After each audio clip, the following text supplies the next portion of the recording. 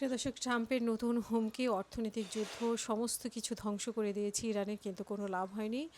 Iran কিছুই করতে পারেনি এমনটা ডোনাল্ড ট্রাম্প বলছে, কিন্তু ডোনাল্ড ট্রাম্প আসলে কিছুই করতে পারেনি ইরানের। সেটা ডোনাল্ড ট্রাম্প হয়তো এখনও টের পাচ্ছে না, কিন্তু ডোনাল্ড ট্রাম্প বলছে যে সব নষ্ট করে দিয়েছে ইরানের, সমস্ত সক্ষমতা নষ্ট করে দিয়েছে। এখন শুধু অর্থনৈতিক একটা চাপ সৃষ্টি করতে হবে, অর্থনৈতিক যুদ্ধ শুরু করতে হবে। এবং তিনি বলছেন যে এই যুদ্ধ, অর্থনৈতিক যুদ্ধের মাধ্যমে এমন সিদ্ধান্ত নেওয়া হবে যেই দেশ, কোনো প্রতিষ্ঠান বা কোনো দেশের কোনো কিছু, তারা যদি ইরানকে সহযোগিতা করে তাহলে তাদের উপর এমন চাপ প্রয়োগ করা হবে যা কোনো দিন ইতিহাসে কেউ কোনো দিন দেখেনি, এমনটা বলা হচ্ছে। কিন্তু আমরা এই হুমকি ধুমকি 6 মাস পর্যন্ত দেখে আসছি, কিন্তু ইরানের আসলে টিকিটিও ছুঁতে পারেনি, বরং প্রত্যেকবারই পরাস্ত হয়েছে, প্রত্যেকবারই নতি স্বীকার করতে হয়েছে। নতি স্বীকার করে এখন একদম পরাজয়ের মুখোমুখি। তাদের আর্থিক অবস্থাও ভালো না, নিজেদের আর্থিক অবস্থা লুকানোর জন্য এইসব হুমকি দিচ্ছে, এটা ইরান থেকে বলা হচ্ছে।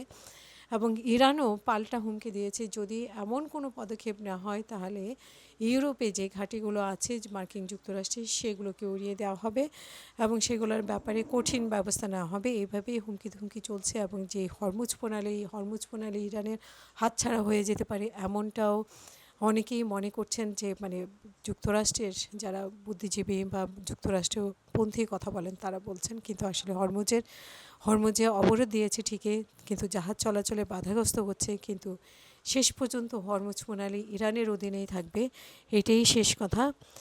যদি সামাজিক যোগাযোগ মাধ্যমে ট্রাম্প বলেছেন যে আমি কোনো দেশের বিরুদ্ধে এমন ব্যবস্থা এখন পর্যন্ত নেইনি যেটা আমি ইরানকে সহায়তা করার ফলে যে কোনো দেশের ব্যাপারে এরকম নজিরবিহীন একটা ঘটনা ঘটাবো, এবং ইরানকে অর্থনৈতিক যুদ্ধ একঘরে অবস্থায় থাকতে হবে যাতে কেউ কোনো প্রতিষ্ঠান যাতে তাকে সাহায্য করার সাহস না পায়, এমনটা বলছে। এবং মার্কিন রণতরী আমরা ইতিমধ্যেই শুনেছি যে তারা সুইসাইড নোট লেখা শুরু করেছে।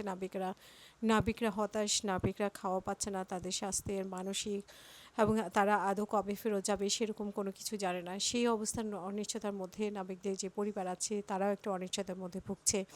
তো এই সব কিছু মিলিয়েই মার্কিন আসলে খুবই খারাপ অবস্থায় আছে। এবং তারা চায়নি যে, এবং এই যুদ্ধের অনুমতিও ছিল না, কিন্তু এই যুদ্ধ একমাত্র লাভবান হয়েছে ট্রাম্পের পরিবার। এবং ট্রাম্পের পরিবার ছাড়া মার্কিন যুক্তরাষ্ট্র এর মাধ্যমে কোনোভাবেই লাভবান হয়নি।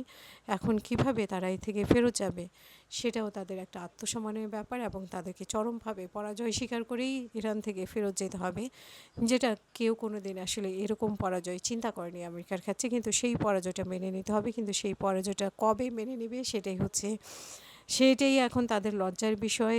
ইতিমধ্যে আমরা শুনেছি যে যুক্তরাষ্ট্রের সেনাবাহিনী ইউএসএস জর্জ ওয়াশিংটনে মধ্যপ্রাচ্যের জলসীমায় আসার তথ্য নিশ্চিত করেছে।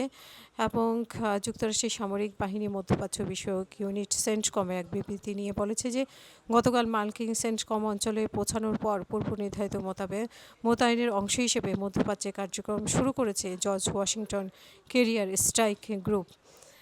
তো এই অবস্থায় এই হচ্ছে সর্বশেষ। এখন এই হুমকি ধুমকি, ইরানেরও পাল্টা হুমকি আছে, ট্রাম্পের পাল্টা হুমকি আছে, এবং এই হুমকির মধ্যে আসলে কী পরবর্তীতে কী ঘটে আমরা সে অপেক্ষায় থাকবো। সবাই ভালো থাকবেন। আল্লাহ হাফেজ। আসসালামু আলাইকুম।